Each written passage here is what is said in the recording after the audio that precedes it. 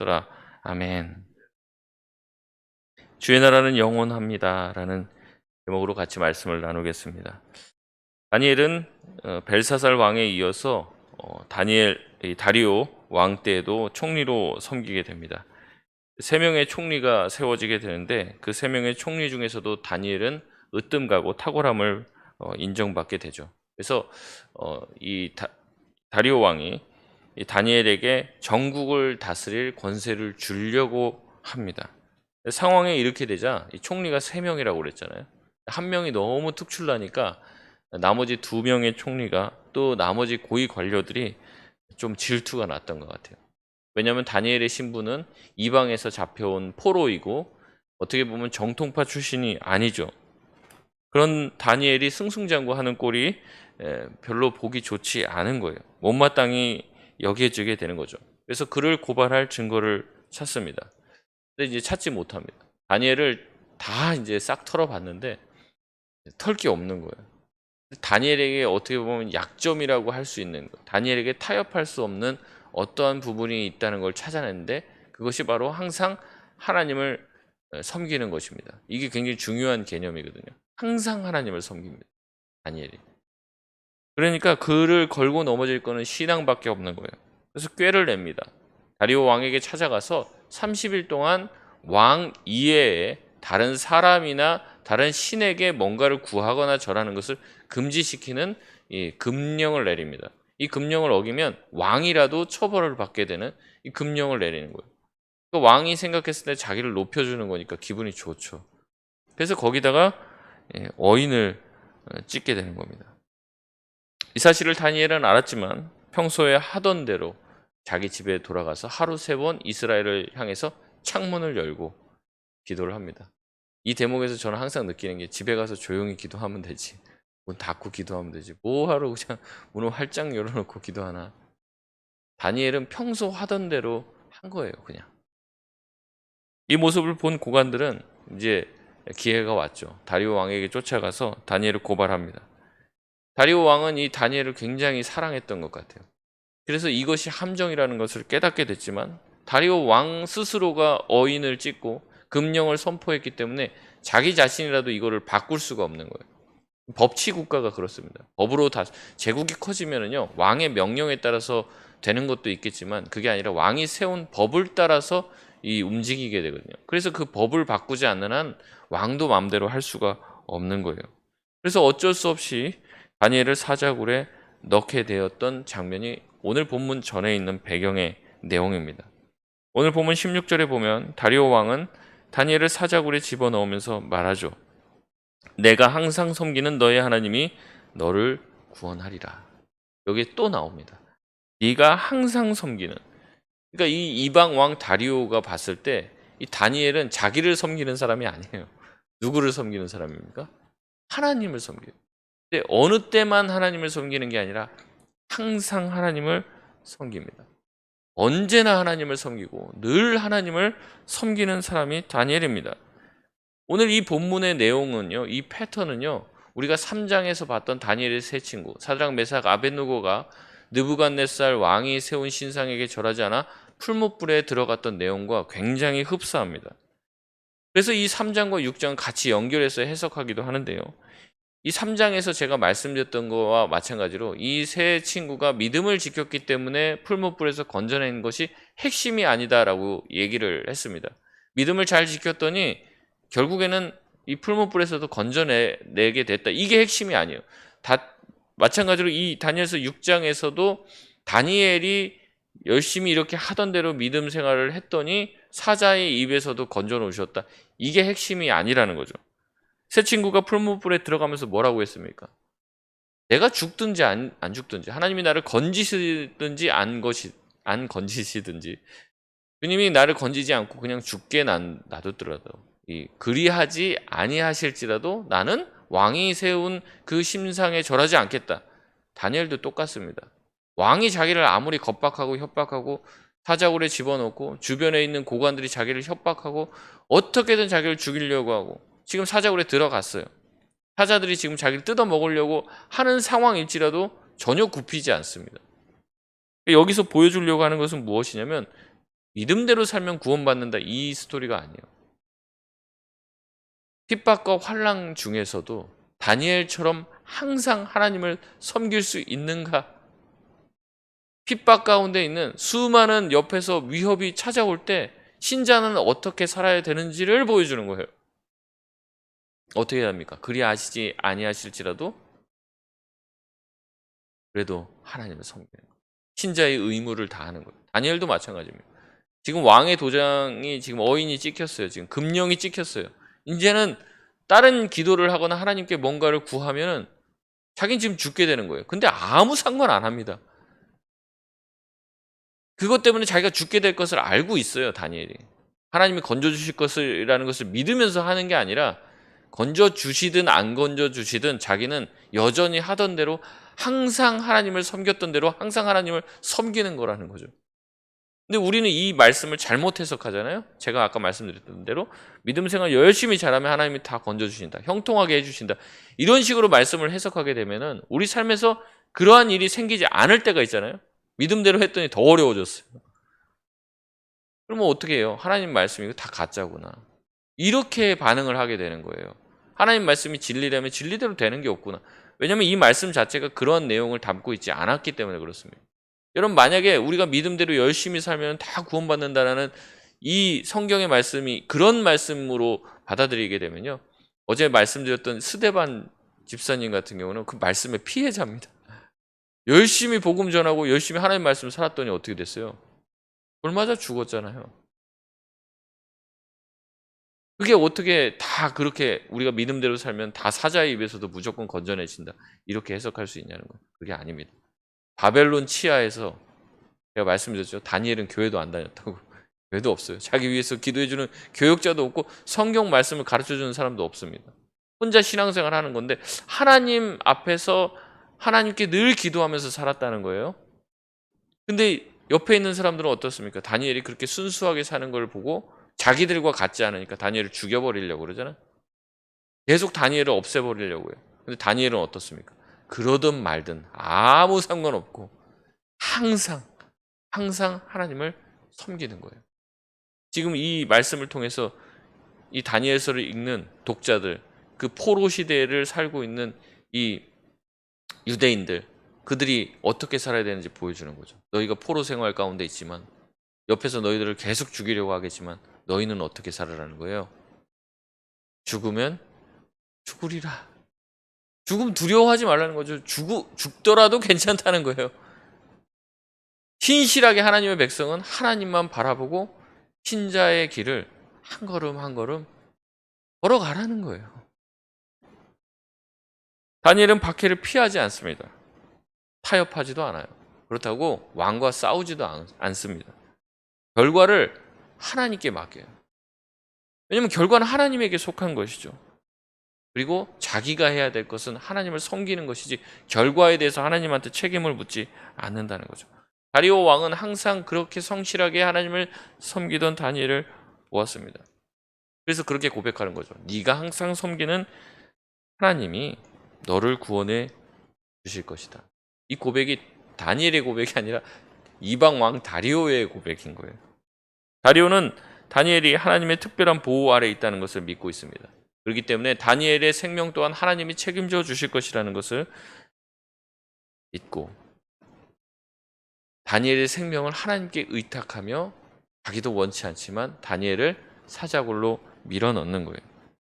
어쩔 수 없습니다. 17절에 다니엘을 밀어넣고 돌을 막아요. 그 다음에 왕의 도장과 귀족들의 도장으로 그 문을 봉했습니다. 누구도 다니엘을 꺼내지 못하게 만든 것이죠. 이런 상황에서 다니엘은 절대 그 굴 밖으로 나올 수 없었습니다. 안에서 무슨 일이 벌어지는지는 몰라요. 18절에 다니엘을 깊이 사랑한 이 다리오 왕은 자기가 정말로 사랑하는 그 신하를 죽게 만들었다는 생각에 밤새도록 금식하고 오락을 그치고 잠자기를 마다했다. 밤을 꼴딱 세웠다는 겁니다. 그리고 19절 이튿날 새벽 일찍 사자굴로 달려갑니다. 이 장면은요, 이런 것들을 보여주는 것 같아요. 밤이라는 어떤 그런 모습이 어둠과 뭔가 절망의 시간이라고 하면 새벽은 뭐예요? 다시 그 절망을 깨고 희망이 시작되는 시간이죠. 어둠을 밀어내고 새벽은 구원과 소망을 가져다 주는 그런 이미지를 우리 가운데 보여줍니다. 그래서 안식 후 첫날 새벽 일찍 예수님이 부활하셨잖아요. 그런 것들을 보여주는 거예요. 왕은 다니엘을 아꼈습니다. 다니엘에 대해서 다니엘의 생사를 확인하고 싶었어요.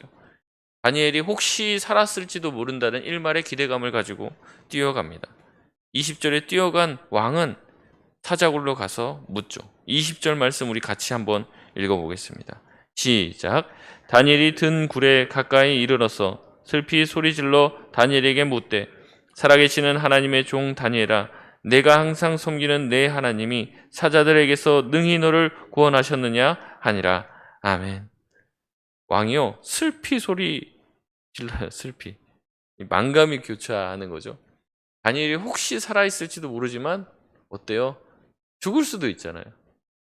만감이 교차하는 마음에, 안타까운 마음에 슬피 울며 소리 지릅니다. 살아계신 하나님의 종 다니엘아, 내가 항상 섬기는 내 하나님이 너를 구원하셨느냐?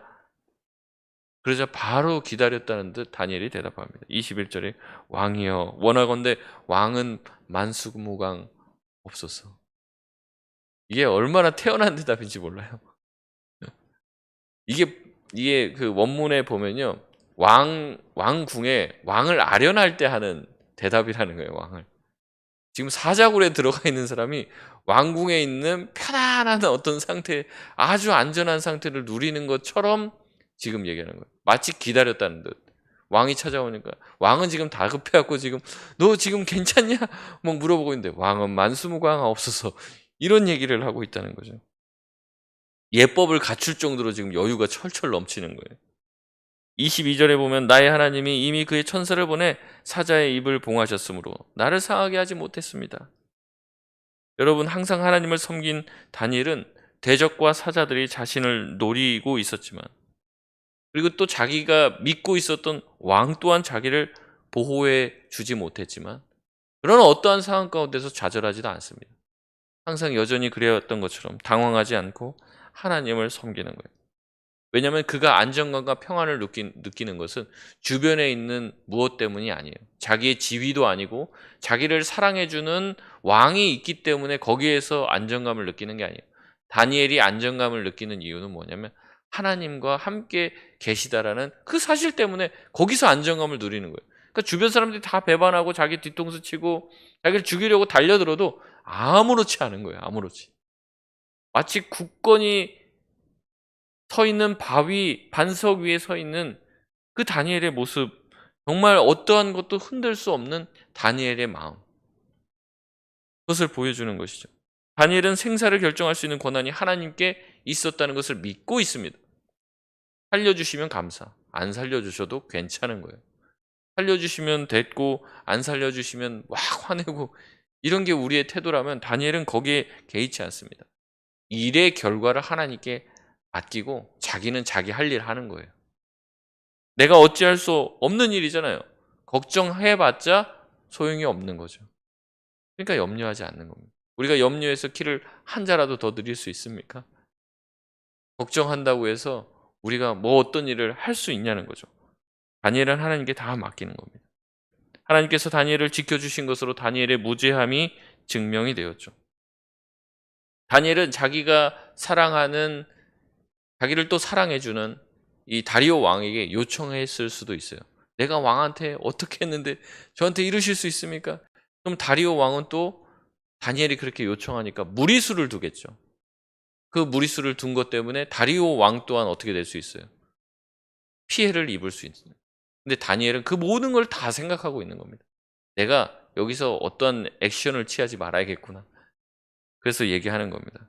자기가 죽지 아니함으로 어떻게 됐다는 거예요? 22절에 보면 나의 무죄함이 명백하게 드러났고 또 왕이여 나는 왕에게도 해를 끼치지 아니하였나이다. 이 다니엘을 보면요 항상 이렇게 남을 배려합니다. 우리가 1장에서도 찾아봤죠. 자기가 그냥 음식을 딱 끊겠습니다. 이렇게 말 안 한다고 그랬잖아요. 테스트를 한번 10일 동안 해보십시오. 왜냐하면 그 사람한테도 피해가 갈 수 있으니. 굉장히 지혜롭고 주변 사람들을 배려할 줄 아는 사람이에요. 다니엘은 하나님께 성실한 사람이었기 때문에 왕에게도 성실함을 보여주었던 거죠. 다니엘은 보여주는 거예요. 내가 세상 왕을 섬기는 것보다 하나님을 더 섬기는 것이, 하나님을 섬기는 게 세상 왕을 더 충실히 섬길 수 있는 길이라는 것을 다리오에게 보여주는 거예요. 우리가 어떻게 보면 세상 왕을 섬길 것이냐 하나님을 섬길 것이냐 자꾸 이렇게 이분법적으로 보는데, 다니엘은 그게 아니야. 내가 하나님 잘 섬기면 하나님이 세우신 그 왕에게도 내가 더 충성할 수 있다라는 것을 자기의 삶을 통해서 보여주는 거죠. 그래서 그런 믿음을 주는 거예요. 다리오 왕에게도. 다니엘은 하나님을 섬겼기에 하나님이 세우신 그 왕 또한 성실히 섬길 수 있었던 겁니다. 그러니까 다니엘이 더 하나님을 잘 섬기면 잘 섬길수록 왕에게 충성할 수 있었던 거죠. 이 말에 다리오 왕은 심히 기뻐하죠. 다니엘을 즉시 굴에서 끌어내라고 그래요. 다니엘의 모습을 보니까 어때요? 다니엘을 꺼내보니까 23절에 그의 몸이 조금도 상하지 아니하였다. 여러분, 이 모습이 3장에 나오는 풀무불에서 꺼냈을 때 그 모습과 똑같잖아요. 풀무불에 들어갔지만은 하나도 상하지 않았어요. 이제는 누가 사자굴에 들어가야 됩니까? 다니엘을 참수하고 왕을 속였던 자들이 들어가야 될 차례예요. 그의 가족들과 그의 친지들을 다 사자굴에 집어 던집니다. 만약 그들 또한 무죄하다면 하나님이 그들을 지켜주실 거라는 그것이 깔려 있어요. 하지만 그들이 죄가 있다면 그들은 사자들 앞에서 죽임을 당하게 되겠죠. 마치 모르드게를 죽이려고 계략을 꾸몄던 하만처럼 그들은 자신들이 놓은 덫에 스스로 걸려들어서 목숨을 잃게 됩니다. 그들은 24절 보면 바닥에 닿기도 전에 사자들이 그의 뼈를 다 어그러뜨렸다고 이야기를 하죠. 25절에 다리오 왕은 이 모든 일들에 대해서 감복하고 조서를 작성하여 내립니다. 26절부터 이어지는 조서의 내용은 하나님에 대한 찬양입니다. 26절에 그렇게 시작을 하고 있어요. 그는 살아계시는 하나님이시오. 여러분, 하나님 살아계심을 믿으십니까? 하나님이 시퍼렇게 살아계세요. 시퍼렇게. 우리 지금 옆에 계시고 우리 마음 가운데 계시고 하나님이 계시는데 뭐가 두렵습니까? 하나님이 계시는데 아무리 불의한 일이 일어나도 괜찮아요. 하나님이 계시잖아요. 우리가 믿는 하나님 살아계십니다. 여러분, 하나님은 어떠십니까? 영원히 변하지 않는 분이다. 이랬다 저랬다 조속으로 변개하는 우리의 마음과 같지 않다는 거예요. 약속하시면 지키시고 영원히 변치 않으신 분. 과거에 이렇게 하셨다면 지금도 이렇게 하실 것이고 앞으로도 그렇게 하실 것이에요. 그러니까 우리의 삶을 보면서 하나님이 인도하셨음을 정말로 믿는다면 우리가 또한 미래에 대한 희망과 기대를 가질 수 있습니다.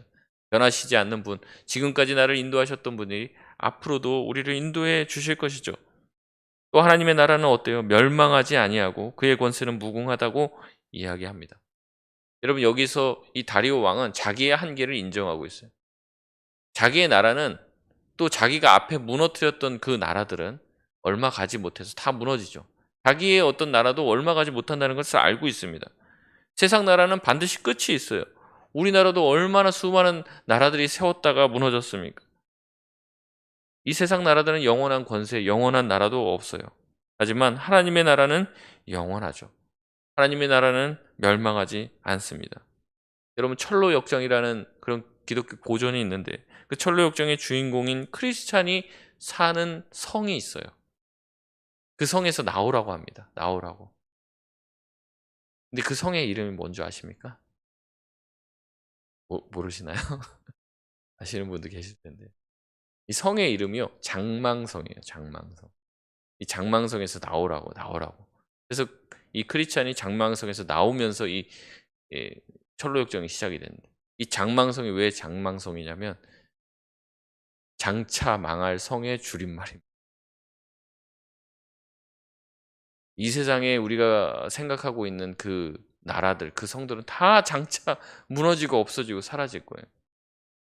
다니엘이 맨 마지막에 보니까 28절에 보면 뭐예요? 다니엘이 다리오 왕의 시대와 바사 사람 고레스 왕의 시대에 형통하였더라. 다니엘은 지금 내 왕과 내 나라를 섬깁니다. 그 내 나라와 그 왕들이 흥망성쇠를 반복할 때 다니엘은 계속 하나님한테 쓰임 받으며 그 나라의 고위 관리로서 역할을 충실하게 감당을 한다는 거죠. 어떻게 그럴 수 있었습니까? 다니엘이 충성한 게 그 왕에게 충성한 것이 아니라, 그 정권에게 충성한 것이 아니라 누구에게 충성했기 때문에 그런 거예요? 하나님에게 충성했고 하나님의 나라를 섬겼기 때문에 그런 것입니다. 그렇기 때문에 다니엘은 다리오와 고레스 왕의 시대까지도 형통했다라고 이야기를 하는 거예요. 다니엘은요, 이 다리오 왕이 고백했던 것처럼 항상 하나님을, 말씀을 맺겠습니다. 하나님, 우리가 하나님을 섬길 때 하나님을 항상 섬겨야 되죠. 기분 좋을 때, 또 상황이 여의치 않을 때는 잠깐 접어두고, 또 상황이 좀 호전되면 하나님을 섬기고, 이렇게 하는 게 아니에요. 항상 하나님을 섬겨야 된다고 오늘 말씀은 이야기하고 있습니다. 핍박이 와도, 유혹이 찾아와도 주님을 섬겨야 된다는 거예요. 참 그런 찬양 좋아하는데, 비바람이 앞길을 막아도 나는 가리, 주의 길을 가리. 그런 게 있다고 피해가고 돌아가고 그래서는 안 돼요. 어려움이 있죠. 주님의 말씀대로 산다는 게 쉬운 일은 아니잖아요. 어려움이 있지만 그 길을 가는 겁니다. 여러분 주변의 환경이 여러분을 굴복시키지 못하게 하시길 바랍니다. 상황이 무릎 꿇지 못하게 하셔야 돼요. 하나님만 바라보고 주님의 길을 갈 수 있는, 그래서 주님만을 높이고 주님만을 자랑할 수 있는 저와 여러분 되시길 바랍니다.